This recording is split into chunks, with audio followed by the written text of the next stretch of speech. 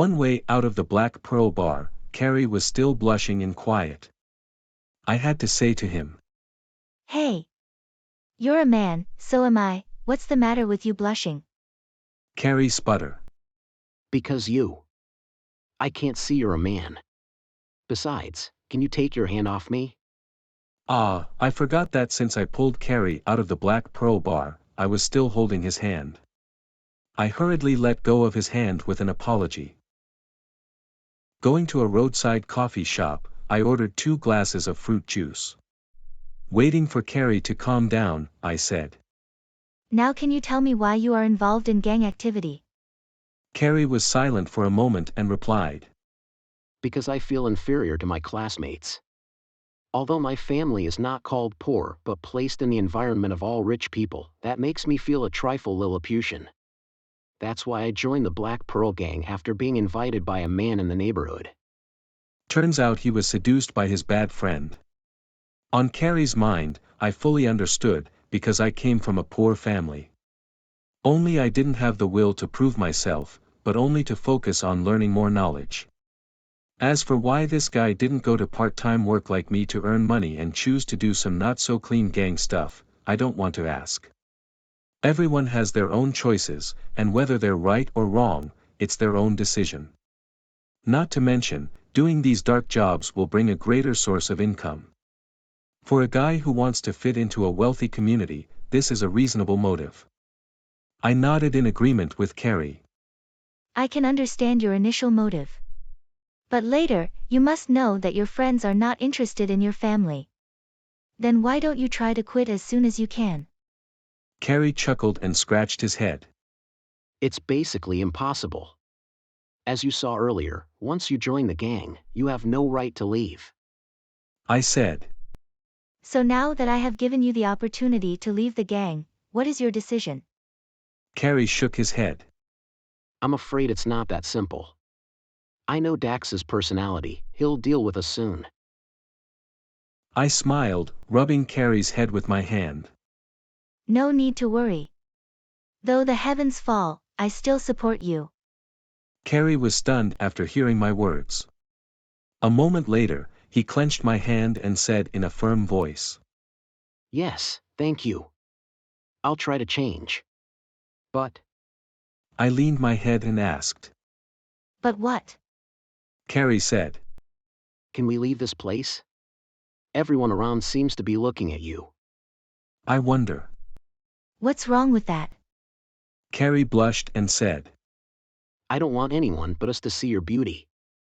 We paid for it with hard work, why can they see it for free? I was quite surprised to hear Kari's words. I burst into laughter. Okay. So let's go. Since that day, Kari had returned to school at regular intervals. Although it is still very difficult to keep up with his classmates' progress in class, I believe he will. But another problem came. Another student who was unexpectedly absent from recent classes was Dante, who had a smart face. At the end of that class, I walked over to Kari as he was packing his notebooks. I sighed and said. Why do you all always like to cause me trouble? About a week ago, I asked Dante about your situation, and now, your role has exchanged for each other. Do you know where he is now? Kari scratched his head and said. Excuse me, Miss Deva, I don't know about this. In the past, I can ask the gang brothers to find out. Now it seems that the Black Pearl gang has dissolved. I was surprised myself. I sighed again. All right, you can go home. Where can this guy go? What's he thinking about? In my impression, Dante is a calm, unpredictable young man. Even in my mind, Dante is the kind of person who doesn't flinch at anything. Then why is this guy cut class now? I don't want to think about it now, maybe I'll come up with a concrete plan tomorrow. Now I want to go up to the school terrace to cool off a little bit, maybe I can think of something. Sometimes, man propos God depot. When I was thinking about where to find Dante, I saw him watching the sunset right on the school terrace. Seeing me coming in, Dante turned his face, giving a gentle smile. Hello, Miss Deva. I touched my face, shook my head and said. Man. Where have you been all these days? Dante said. I'm go around here. So, I'm sorry I worried you. I expressed my suspicion. Why did you cut class? What's wrong with you? Dante smiled and shook his head. No. It's just that I'm bored. I reached for my hands and clenched Dante's shoulders. Look me in the eye. Tell me the truth. Dante was stunned to see my actions. But only a few seconds later, his face calmed down. He put a smile on his level-headed face. There's nothing hidden from you. You're the only one I know so far that I don't want to hide anything. But I'm a bit bored, really. I still hold Dante's shoulder. So you can talk to me, maybe if someone listens, your mood will be better. And you don't have to show that level-headed face and a little false smile in front of me if you don't want to. Dante's smiling face suddenly slumped. Dante said. Thank you. Because of my family situation, I've been showing this fake face for too long. I don't want that at all. I smiled. Now tell me, why don't you want to study? You are not like Kari, who is struggling to keep up with the progress of other classmates. You are an excellent student. Suddenly, Dante said in a loud voice. What do I get if I'm an excellent student? In the end, I'm just a reserved pawn for my family.